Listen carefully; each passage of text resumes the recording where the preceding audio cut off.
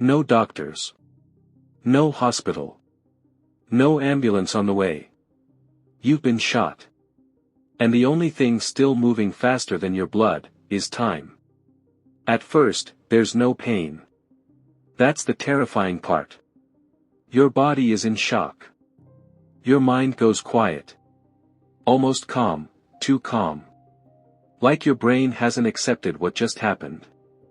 You think you're in control. You're not. Warmth starts to spread. Not from the sun. Not from fire. From somewhere much closer. From you. The dark shape beneath you keeps growing.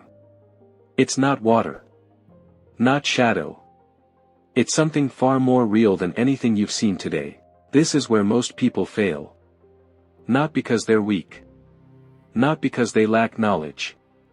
But because the brain freezes. In life-threatening situations, the human mind knows only two responses: panic, or paralysis. And most people don't panic. They freeze. Time stretches. Seconds feel heavier. Sounds grow distant, muffled, underwater. Even your heartbeat feels like it's coming from behind a wall. Your body whispers a lie: don't move. Stay still. Maybe this will pass. It won't.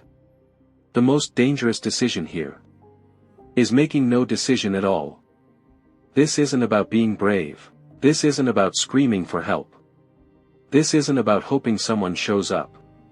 Hope is passive. And passivity is deadly. Survival doesn't care how good of a person you are. It doesn't care about courage, fairness, or intention. It only responds to action. The wound itself isn't the most dangerous part.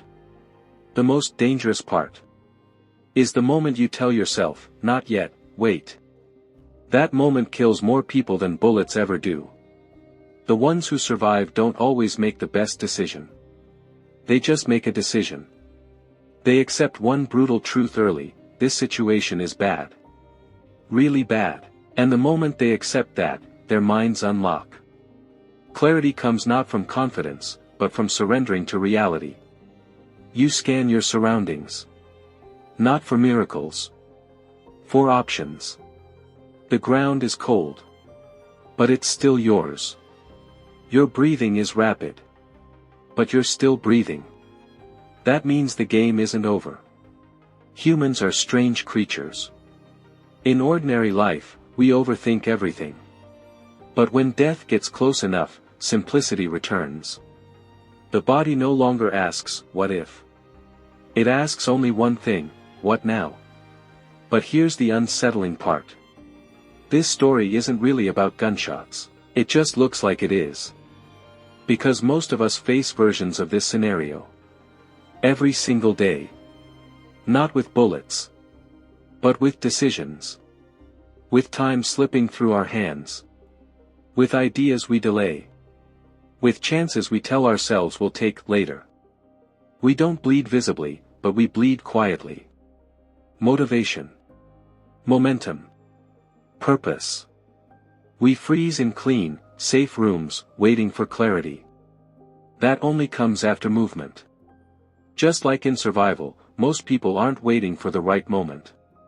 They're waiting for permission. They expect a signal.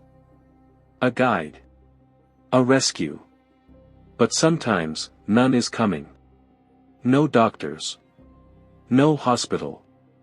No instructions. That's when character reveals itself. The survivor mindset isn't about strength. It's about acceptance.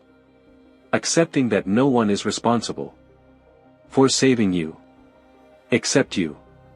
The people who make it through impossible situations don't overpower fear. They move despite fear. They're not calm. They're not sure. They're just unwilling to stay still. Because standing still feels safe, but safety is an illusion. When time is running out. Movement buys information. Movement buys options. Movement buys life. Even imperfect action beats perfect hesitation. And this applies far beyond survival scenarios. Careers stall because people wait. Dreams die quietly in someday.